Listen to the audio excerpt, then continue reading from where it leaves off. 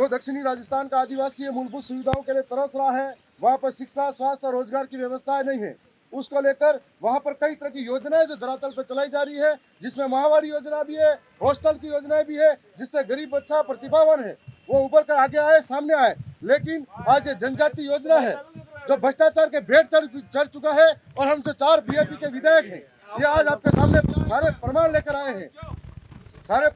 आए हैं, जिसके अंदर जो पिछली सरकार ने 500 करोड़ का बजट दिया था, और फिर उसके बाद में इस बार सरकार ने पहला बजट जो पड़ा था, उस बजट के अंदर 1500 करोड़ की घोषणा हुई थी।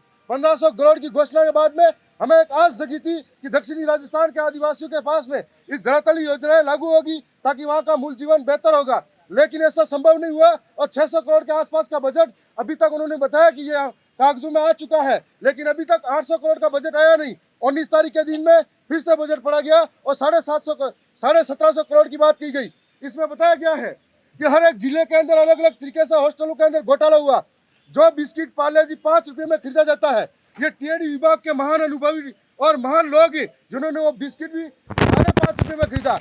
जो कोलगेट 20 रुपए में खरीदा जाता है, वो कोलगेट उन्होंने 24 रुपए में खरीदा। ऐसा ही दाल, चीनी और दूध हर एक में घोटाला हुआ और उन्होंने गरीबों का निवाला तक छीन लिया। नहीं, सरकार और इसकी सरकार निर्दयता से भ्रष्टाचार कर रही है, इन भ्रष्टाचार को खोल रहे हैं। स्वच्छ परियोजना का जो नाम था, स्वच्छ परियोजना के नाम से कोऑर्डिनेटर लगाए जा रहे थे हर ब्लॉक पे, लेकिन ये इनके भाजपा, ये जो अखबार की कटिंग बता रही है, भाजपा और मंत्री के कार्यकर्ताओं को इस स्वच्छ परियोजना के अंदर लगाया गया है। अब इस स्वच्छ परियोजना का नाम बदल देना चाहिए और भ्रष्ट परियोजना रख देनी चाहिए। इस प्रकार से आदिवासियों के साथ में अन्याय अत्याचार हो रहा है। और आज जो टीएडी मंत्री थे, जब झोपड़ी वाले मंत्री ऐसे कहते थे, झोपड़ी दिखाई गई थी इस मीडिया ने, तब हमें लगा कि ये झोपड़ी वाले मंत्री झोपड़ी वालों की बात समझेंगे, उनके दुख दर्द को समझेंगे, लेकिन झोपड़ी वाले मंत्री बनने के बाद में वो सारे दुख दर्द और गरीबों की बस्तियां भूल गए। और आज इसी तरीके से हम सारे लोग ये जो बजट का मामला है लेके आए हैं। और दूसरी बात, आपने 1750 करोड़ की बात कही है, आपने 1750 करोड़ टीएडी विभाग को देने की बात कही है,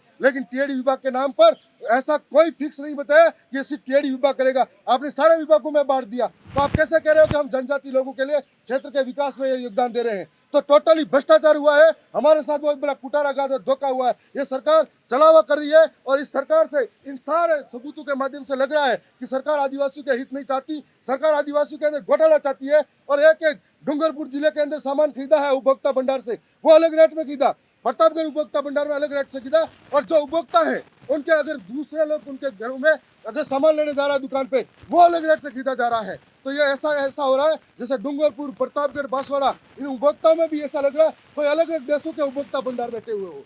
तो इस तरीके का भ्रष्टाचार हुआ है, जो आज हम लोग जो टीएडी विभाग, जनजाति क्षेत्रीय विभाग की मांग संख्या पे बोलने का अवसर मिलेगा, तो हम लोग इस भ्रष्टाचार का खुलासा सबके सामने करने जा रहे हैं।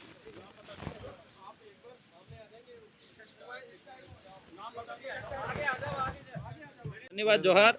जनजाति क्षेत्र विभाग के अंदर जो स्वच्छ परियोजना के तहत जो योजना चल रही है, आज वहाँ पे हमारे उदयपुर संभाग के अंदर देखा जाए, चाहे वो हॉस्टल के अंदर है तो कमीशन खोर है, और जो टीएडी विभाग के मार्फत से जो आंगनवाड़ी है, माँ बाड़ी है, इसके अंदर भी जो खाद्य सामग्री बांटी जाती है, वहाँ पे आदिवासी ट्राइबल एरिया के अंदर हमारे आदिवासियों को कीड़े मकोड़े समझ के कीड़े मकोड़े ही सामग्री उपलब्ध कराई जा रही है। इसलिए हम यहाँ पे मुख्यमंत्री से ये डिमांड करते हैं और ये मांग करते हैं कि जो टीएडी से खाद्य सामग्री जो घोटाले की एसीबी के द्वारा जांच की जाए और जो कमीशन खोरों को गिरफ्तार किया जाए। धन्यवाद।